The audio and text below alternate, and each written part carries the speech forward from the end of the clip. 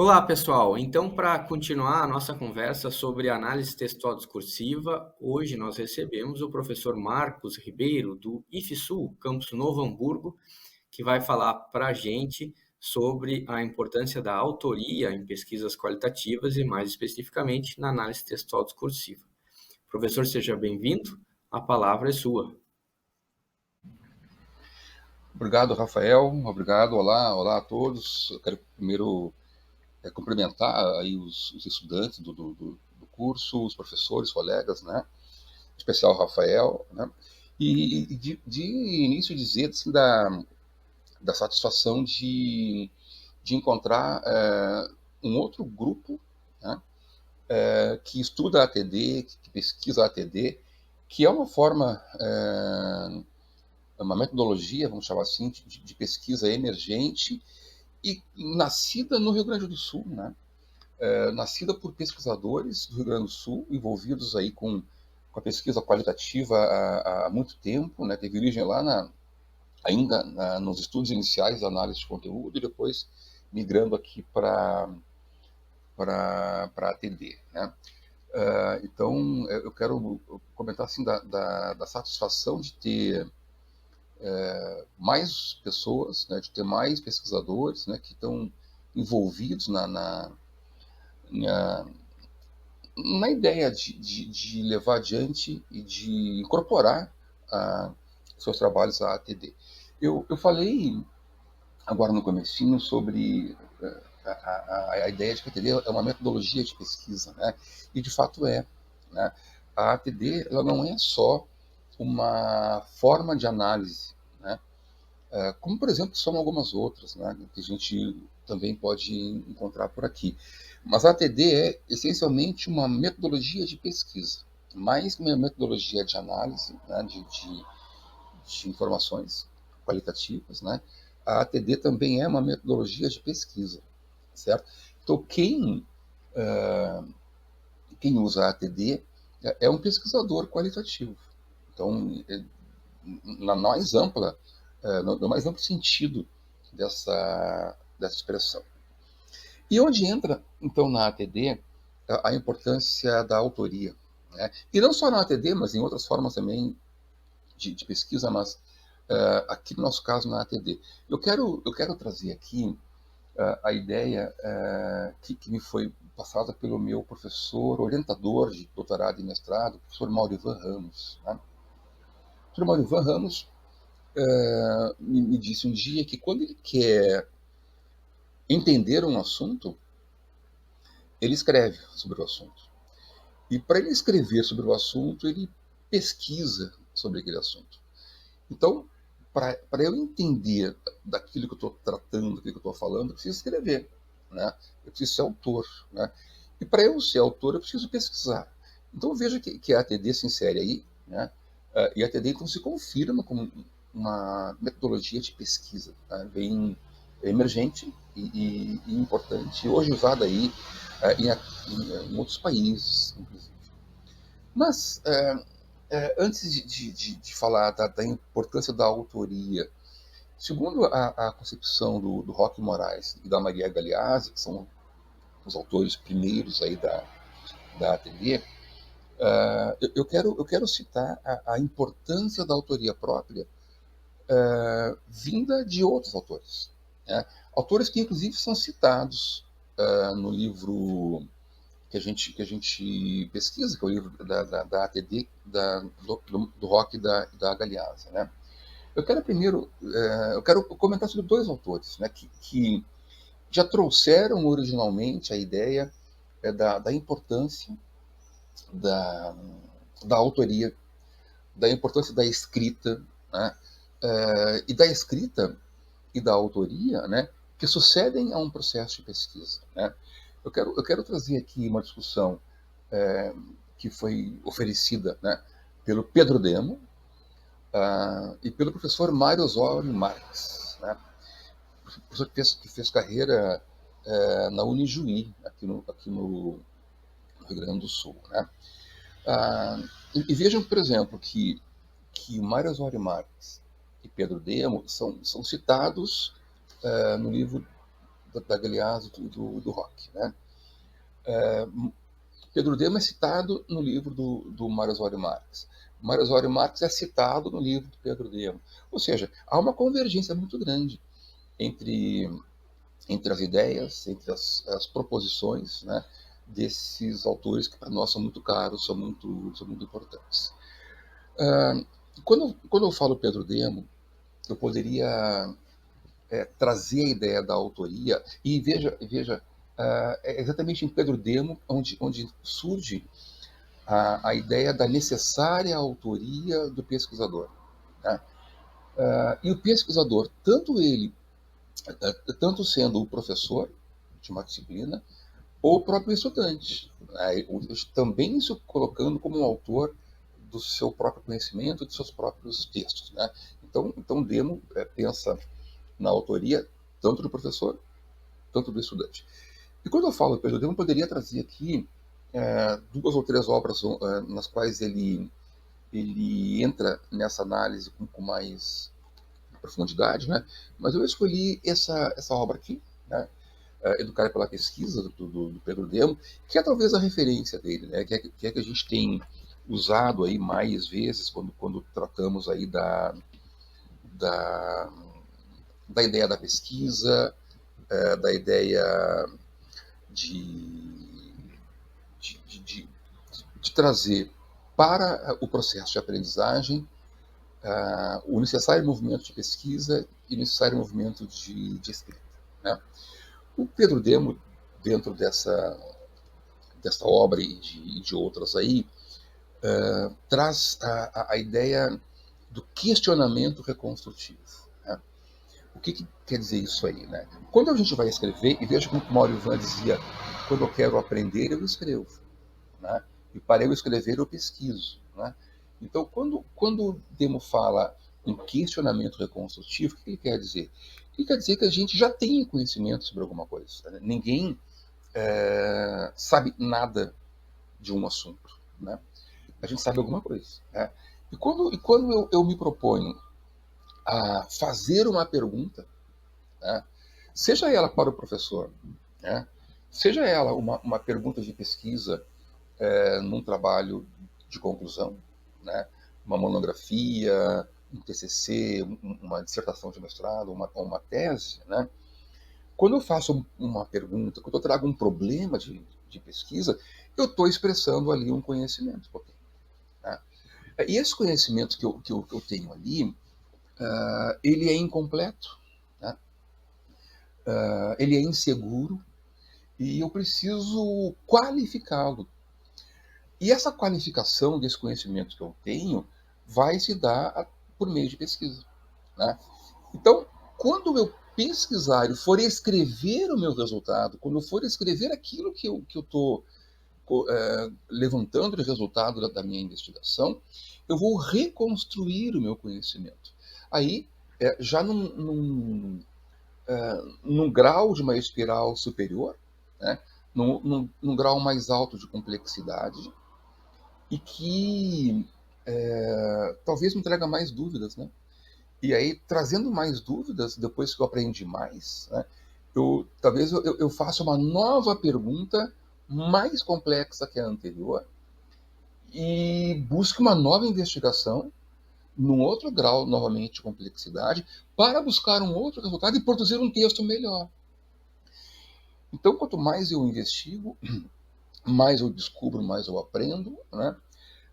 Mais curioso eu fico sobre aquilo que eu estou estudando e eu produzo textos melhores, eu me torno um autor melhor. Né? Então, o Pedro Demo, quando ele inicia essa discussão da importância da pesquisa e da importância da autoria para o professor e para o aluno, ele parte da ideia de que a realidade dele se constitui a partir do questionamento do seu próprio conhecimento. Então, daí ele parte para movimentos maiores. Ainda, quando a gente pensa em Pedro Demo e pensa nessa reconstrução, né, se posiciona aí o processo de autoria como sendo a forma de expressão daquilo que eu produzi ao longo da minha pesquisa. Então, é a maneira de comunicar a outros. Primeiro comunicar para mim e depois comunicar a outros que eu, de fato, estou entendendo, compreendendo aquilo que eu pesquisei anteriormente. Então, aqui é a origem dessa origem moderna, né? Dessa ideia da importância da autoria, a comunicação do processo de pesquisa que eu desenvolvi ao longo de um tempo. Esse é Pedro Demo. Paralelo ao Pedro Demo, com resultados tão importantes quanto, né? Com contribuições tão importantes quanto as do Demo, eu quero destacar o professor Mário Osório Marques, né? Colega, talvez de alguns de nós, aí, contemporâneo, lá na universidade, talvez para alguns de nós, na Unijuí. Também, entre algumas contribuições que são muito relevantes do professor Mário Osório, eu quero destacar esse livro aqui, que vai ao encontro, né, do que a gente está conversando aí do Pedro Demo. Escrever é preciso, né? E aqui ele chama de o princípio da pesquisa. Quando ele fala o princípio da pesquisa, ele não quer dizer que primeiro se escreva, depois se pesquise, né? Veja que o Pedro Demo traz a escrita como o movimento final da etapa 1, vamos chamar assim, né? Eu trago uma pergunta, né? Trago um questionamento, né? Eu reconstruo esse questionamento, eu reconstruo o conhecimento que advém nesse questionamento no processo de pesquisa e eu escrevo, né? E ao escrever eu reinicio o processo, lembra? No outro grau de complexidade, de uma espiral que só cresce. O Mário Osório concorda com essa ideia, né? Ele também fala da importância da pesquisa e da importância de escrever. E quando ele diz que escrever é preciso, ele se refere à autoria, né? Do pesquisador, do estudante, né? Em ter o seu texto, em ter a sua opinião expressa de alguma forma, para que outros possam compreender que aquilo que ele está fazendo lá tem uma relevância e tem uma origem. Quando Mário Osório Marques fala que escrever é preciso, ele não está querendo dizer, ou não está se referindo a textos que sejam simplesmente superficiais, né? E agora, né, a gente tem a gente que orienta trabalhos, né? A gente que avalia trabalhos, nós temos um problema agora para enfrentar, que é um problema grave que vai acontecer aí pela frente, que é o uso demasiado da inteligência artificial, o chat GPT, que a gente agora percebe aí como uma bengala muito grande que aparece, né? Começou a ser usado assim de maneira constante e muito grande, né? Por autores, né? Autores que talvez não tenham condição de fazer um texto com qualidade, né? Buscam esse recurso, né? E esse recurso, inclusive, já escreveu livros inteiros, que depois que recebem um nome fictício e vão para venda, né? Usando isso para seus trabalhos. Ou seja, pessoas estão abrindo mão da autoria, né? Estão abrindo mão da demonstração da sua intelectualidade, abrindo mão da demonstração da sua inteligência e da sua capacidade de escrever para usar um texto obtido num software ali que resolve esse problema aí em 15 ou 20 segundos, né? Então temos um problema aí, né? Que a gente vai ter que lidar. Aliás, já estamos lidando, né? Dentro dos periódicos, dentro dos trabalhos de conclusão, em conseguir entender quando esse texto não é da autoria do estudante, né? Mas é a autoria do chat GPT. Bom, Enfim, isso surgiu quando eu falei que o Mário Osório Marx disse que escrever é preciso, mas não escrever textos simples, textos de baixa profundidade, mas textos mais categorizados, né? E que demonstrem de fato aquilo que a gente, ao longo do tempo, construiu na nossa pesquisa. Lá no livro, então, que eu cito, que é esse aqui, né, do Mário Osório Marx, né, ele traz um trecho assim que eu peço permissão para ler, são duas linhas só. Né?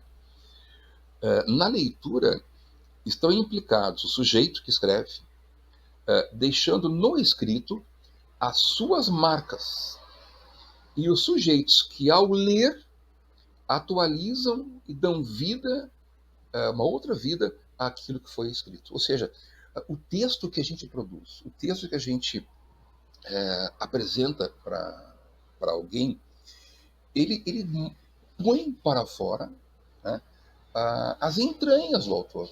Aquilo que esse autor tem na sua cabeça. Aquilo que esse autor construiu ao ler, ao pesquisar, né, ao fazer uma investigação.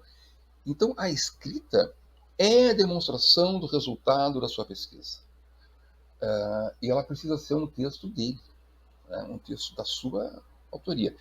E esse texto, ao ser lido por alguém, ele é modificado. Né? O texto, quando chega para um leitor, o leitor nunca lê o texto a partir de nada. O leitor lê o texto ancorado em um conhecimento que ele também já tem.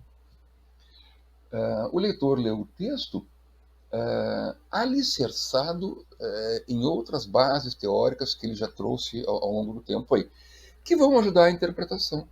Por isso que quando 3 ou 4 pessoas leem o mesmo texto, cada um pode compreendê-lo de forma diferente, porque cada um tem ferramentas diferentes de compreensão daquele texto. Aí está, então, a importância da autoria, né?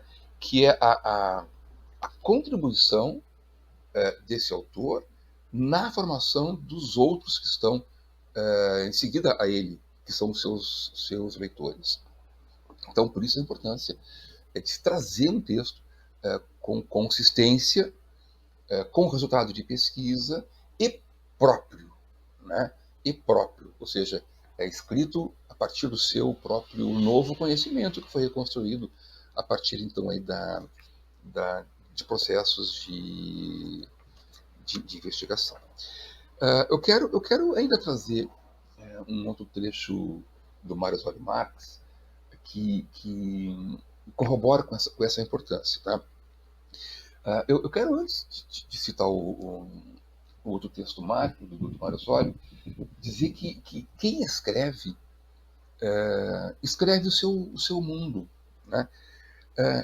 Quem escreve cria um mundo próprio. Né? Quem escreve cria a sua forma de enxergar o mundo e revela para outros aquilo que ele quer que os outros vejam dele. Né? É como que ele quer que os outros vejam do seu mundo. Escrever é criar o próprio mundo. Buscando acordo com isso que eu estou falando, o Mário Osório Marx ainda fala assim, ó, o que faz a escrita não são simples sinais gravados num suporte físico, não são as letras no papel, né? Não é a cor, não é a tinta da impressora que está lá, né? Mas é a significância que eles adquirem ao se inscreverem na ordem simbólica pela qual os homens se entendem criando os seus mundos. Então aí está esse acordo, né? A importância daquilo que se escreve e a responsabilidade daquilo que se escreve para os outros, né? Que vai ter a formação dos outros. Então estou falando aqui da ideia da gente ter importância, né? Ter responsabilidade quando se escreve, porque isso vai interferir na formação dos outros. Né? Por fim, Rafael, quero trazer novamente agora aqui a ideia que a gente encontra aqui no texto do Rock e da professora Galeazzi, que trazem essa ideia da importância de escrever. Aonde que o escrever, aonde que o ser autor se manifesta na TD? Lá quando se faz o metatexto, né? Quando se parte para a análise final, quando se parte para a análise da, daquilo que eu vou escrever, que é a minha comunicação àquilo que eu pesquisei, né? Que eu escrevo metatexto, né? Então lá eu tenho lá a importância do que eu tenho que fazer. E veja, o Moraes e Galeazzi, quando escrevem sobre isso, chamam isso de ressurgir da fênix. Né? Uma metáfora que eles usam, uma metáfora em cada capítulo, né, do livro. Né? Mas o que aparece importante lá é que no subtítulo do capítulo 8 né, onde ele fala em Ressurgir da Fênix, ele cita lá o nome reconstrução discursiva. Né? Ou seja, eu vou reconstruir um discurso, né, que é aquele corpus que eu analisei ao longo de um tempo, dando significado, dando um novo significado a ele a partir do meu estudo, da minha pesquisa e da minha própria compreensão daquilo que eu li. Né? Então eu quero afirmar que escrever é pesquisar. Né? Quem escreve pesquisa, ou pesquisou. Né? Lembra que o Maurício disse? Para eu aprender eu escrevo, né? E para escrever eu pesquiso. Né? Então, se eu formo um triângulo aqui, eu afirmo, escrever é pesquisar. Quem escreve, escreve porque pesquisou, e quem pesquisa, escreve para comunicar o que tem pesquisado lá.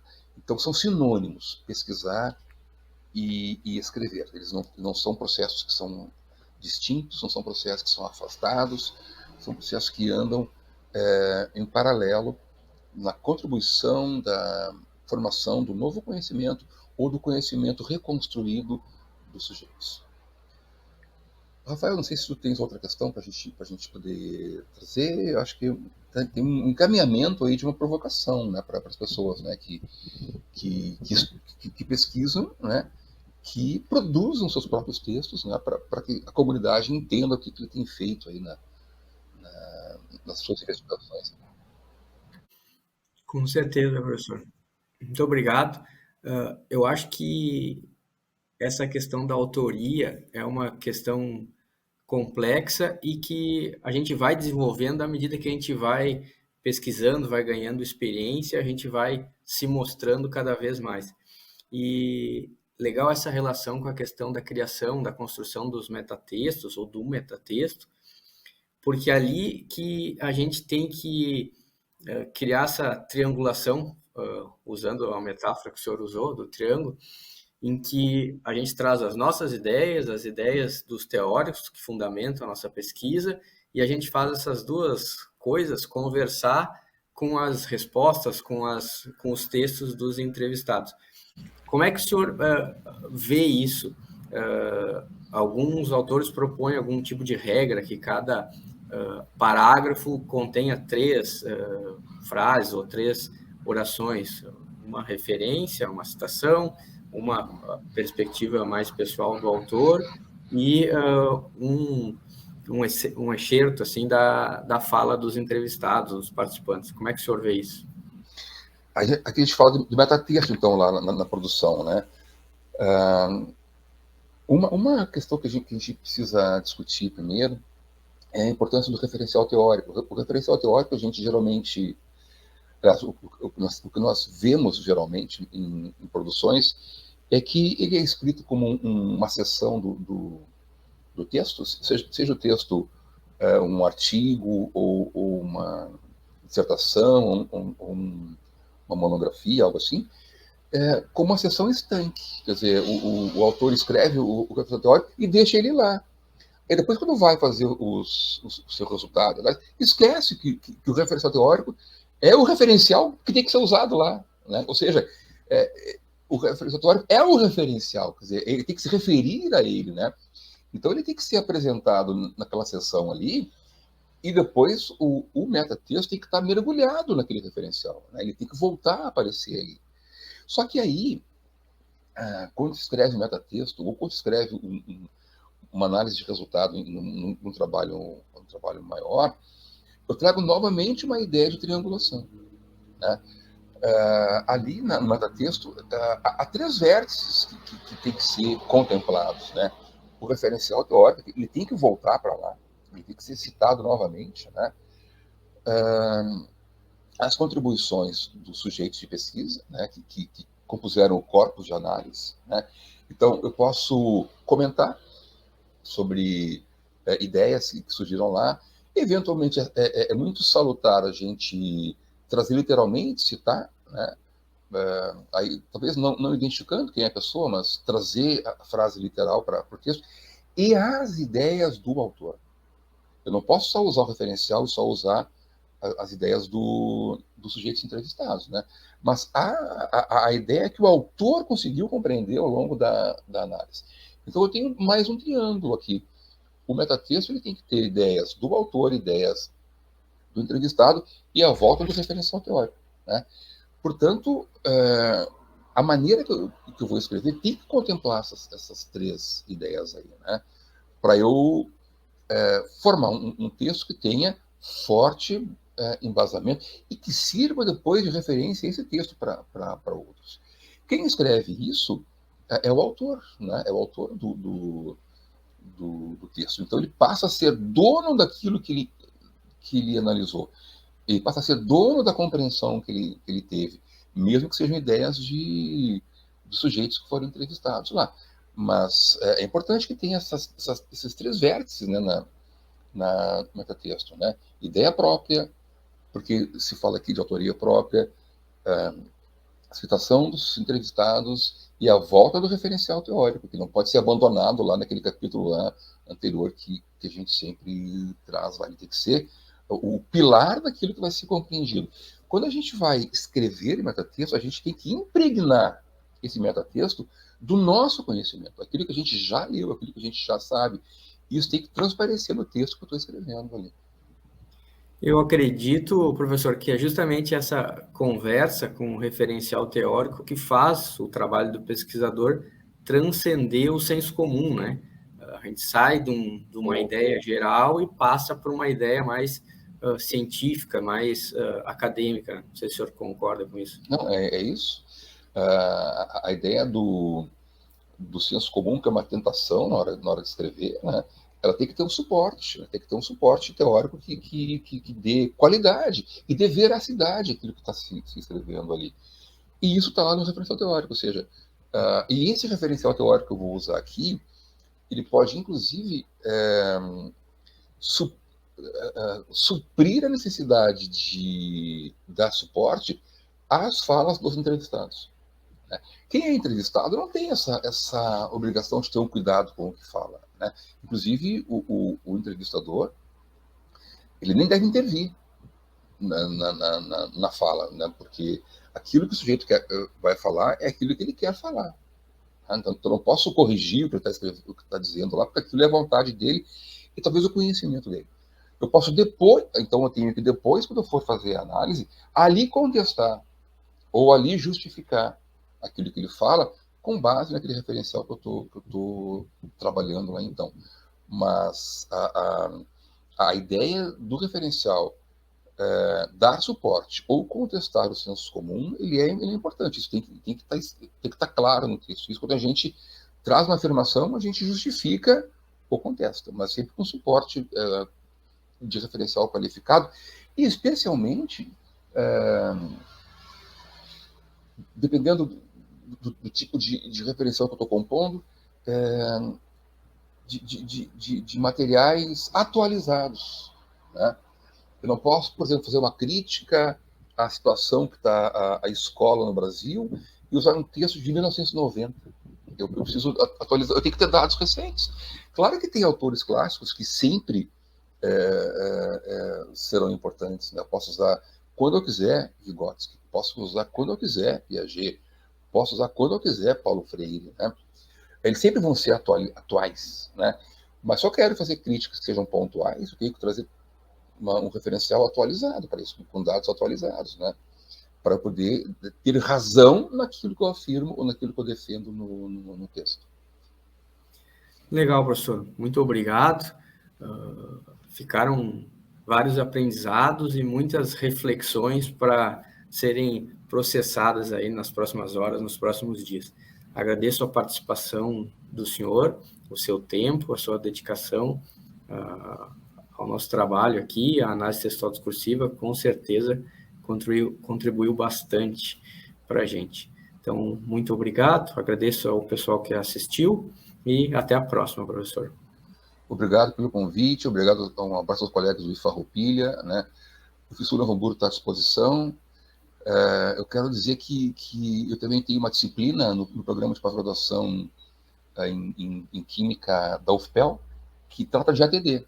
Né? Então, que é uma disciplina que é online, esse ano ela foi online, então a gente tem um semestre inteiro para discutir ATD e na próxima oferta eu aviso os colegas que quiserem participar, vai ser uma satisfação.